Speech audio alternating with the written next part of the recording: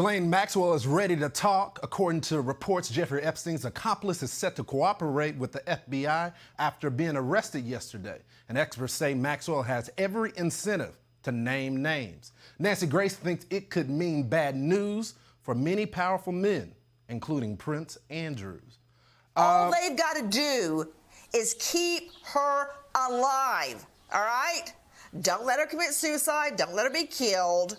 Keep her alive, because I guarantee you right now, there are a lot of powerful people, men, in the U.S. and Britain who are quaking in their boots about what Ghislaine Maxwell may say about them, all the way from Wall Street to Washington.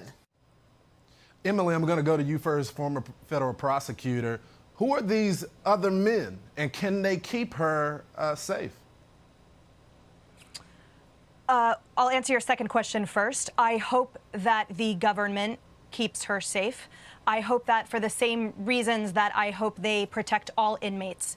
I think that it is obvious she is a wealth of knowledge and information for this international underage sex scheme that occurred for years and years. And if I may point a couple things out, too, about her case that is different than Epstein's. First of all, the fact that she does have all of that information, or undoubtedly does not erase her own culpability. And the fact that she played an incredibly insidious and active part of recruiting and grooming and abusing these girls. And in my opinion, an even more insidious role, because it was she that lent that reassuring presence to them, that normalized sexual behavior, so that when it came time for the abuse, the girls felt safe with her around there and had been normalized to that type of what ultimately became toxic and incredibly violent behavior.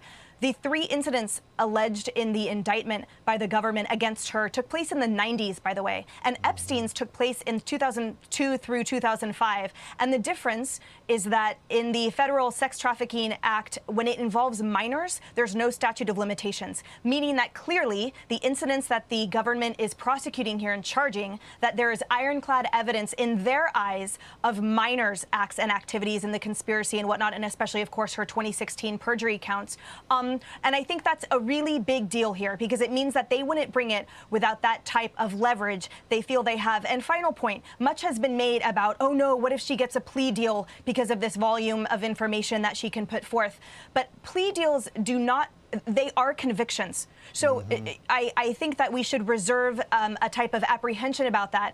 The 99.7% conviction rate the federal government has is mostly due to those plea agreements. And so certainly if they offer that to her, any type of charge she would accept conviction for would be 100% grotesque, because that's what her charges are. Yeah, she would have to confess. Brian Yennis did an exclusive interview with a 14-year-old. Well, she's not 14 now, but at 14 years old, she was assaulted. And she talks about how she was gang raped and they tried to intimidate her after she got pregnant. I mean, what are they going to do here?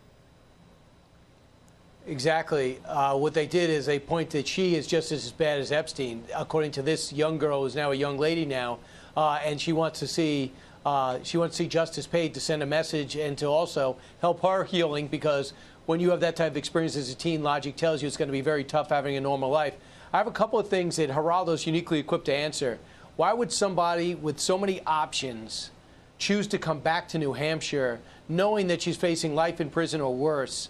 Why wouldn't she stay in a place that we couldn't even get her out of anyway, like Prince Andrew is cowering in the corner of some palace?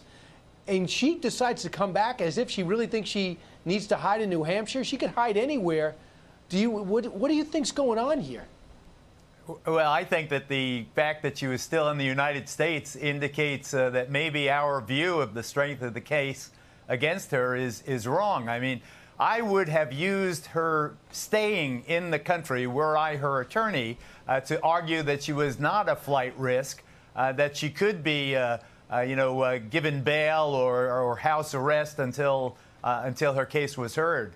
Why she decided to stay, and when you buy a 156-acre spread in New Hampshire, a relatively sparsely populated state, it's not exactly a subtle move.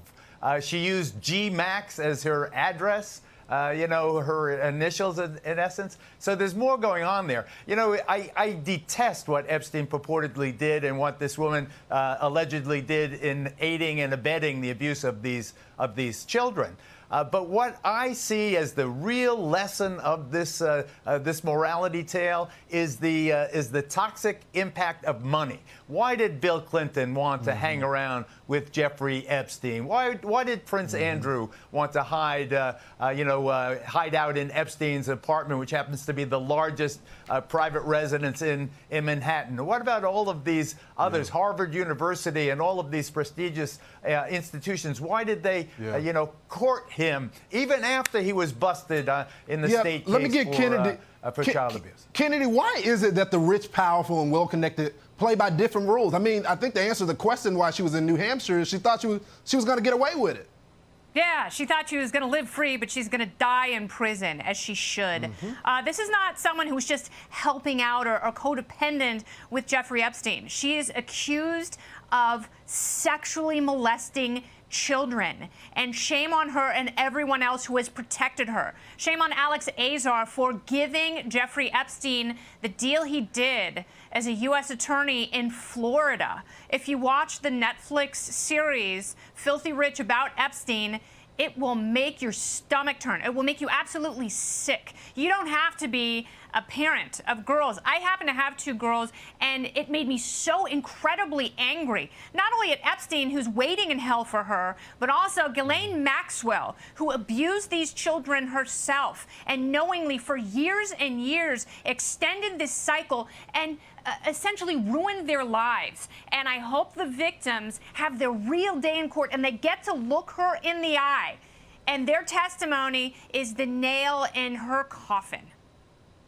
Amen to that. And I hope they get every single person. I don't care what political party they're associated with, because these are nasty people.